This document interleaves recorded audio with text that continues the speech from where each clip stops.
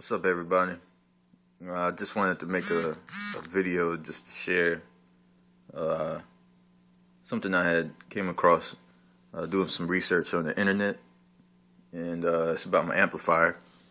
And I just wanted to I always do this kind of stuff, like go in my amp, take it apart, do things to the pedals or my guitar, strat, change the pickups, flip them upside down because they're stagnated. Just pretty much, anything that's kind of in the electronic audio world. I don't know. I just been getting an interest in and a knack for, and a lot of times I'll go looking up stuff for one thing and then come across, like 1,000 other things, and sometimes something that'd be so interesting and relevant. I said, well, I'll just try it, and 9 times out of 10, it works, and it enhances my sound and allows me to feel like I'm actually hearing what I want to hear.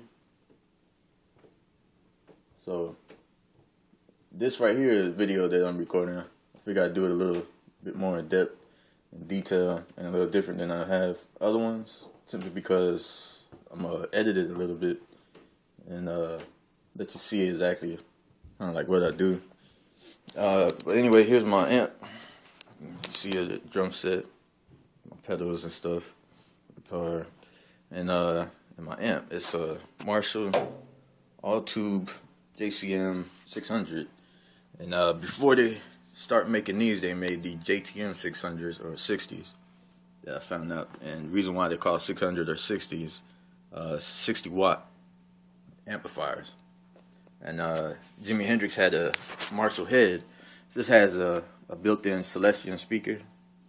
A lot of times, like the heads, which is you'll see later, it's actually built with the head in it, but it has the whole frame allows the speaker to be in it as well. So, and that's why it's in this type of form right here.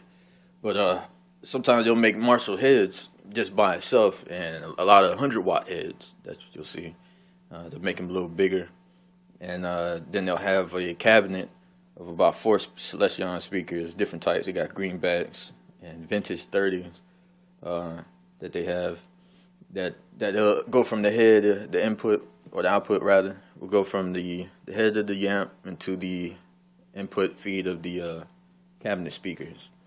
And but anyway, this one, it gets very loud.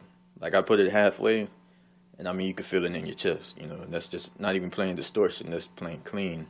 I mean, I was sitting right here, and I mean, it feels like you're in a concert or something, but yeah, it's too loud to kind of play to enjoy, but it's good to have, like, doing something on stage. And of course, when you get on stage, it's all amplified through a mic anyway, another type of, like a PA mic, and it plays through another speaker system. It's kind of weird, but I guess because these types of speakers that are made for these amps, they harness a certain type of sound. So in the tube amp, I said I have these tubes in the back. I don't know if you'll be able to see. But if you can see any type of glowing back there, in fact, you can see them you can see those tubes glowing in there. It's like tubes for old TVs. But what they do is they break up the sound.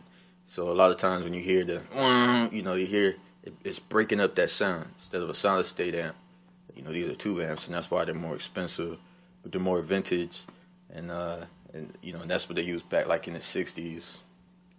And that's the type of music that I really enjoy. The late 60s, very early 70s, I like to emulate and enjoy that rhythm and blues at the same time, rock and blues and electric blues or rockabilly, stuff like that.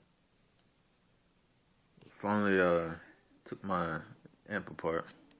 You see, it's so old, but this is how it looks on the inside.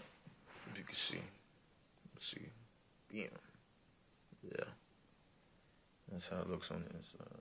And that right there will shock the crap out of you. I did it even when it's unplugged, So you would see if I can show you these tubes. See the tubes in there? Yeah. And this comes off this metal grate. And that's the back. Oh, yeah, not bad. But yeah. So anyway, the part that I'm gonna actually solder from a distance is so small. See if I can show you.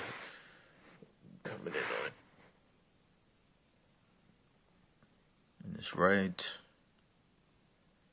there. And it is going to be from this point to this point, D102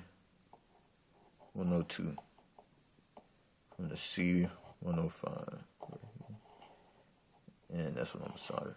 And it's gonna skip over all these capacitors there, which is blocking the signal, and it's gonna allow a certain resistance, but it won't be blocking it and cutting the signal. So it won't be distorted, it'll just be overdriven. But I'll show you what the capacitors look like. And this too looks so big, but I'll show you how it looks. And I was trying to find with the radio set to get a 390. Okay, the only place that I know you can probably find them is online. They sell them. These are, and I couldn't get any more information because there were so many different types of resistors. But this one was I did the math and I got this pack. Of course, I done demolished it now, but it tells you here which ones are which. You know, so by the color coding, you have to figure out what color corresponds to what capacitor. Anyway, that's how they look in there. There's millions of things. Anyway, so I figured out what color and went with a 330 on the right, and the other ones are 15K. So it's 330K on the right, and then the those are all one. What was that? 15 times 1K. So those are Ks, all Ks. It talks Ks, I guess, are like a certain measurement of OHMs, because there were so many different ones, and then there were like a quarter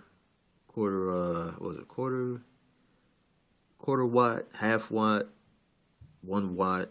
Then it had percentage, so 5%, 10%, etc. So I couldn't find any information, so I did just a quick little research, and the only thing I found associated with amplifiers were 5% and 5%. Let's see, half watt. So capacitors, resistors. So anyway, that's what I got. These are, I believe, ceramic. And so what I'm gonna do now is solder these ends together. You can see the colors right there. Solder the ends together, and then the long end, put this, and then bend this end down, and then that'll be my other connection. But these will be soldered here, on that side right there, and right there, and then these two right there. And that'll be one whole capacitor. The other capacitors, they're almost like just one big one. 390, but like I said, you have to buy online.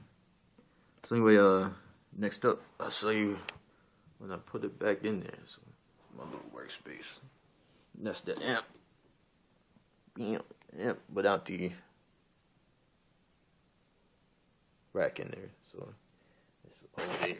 See, over there. Anyway, sorry about flipping all upside down and stuff, but hope you kind of get the idea. And be back with you in a minute.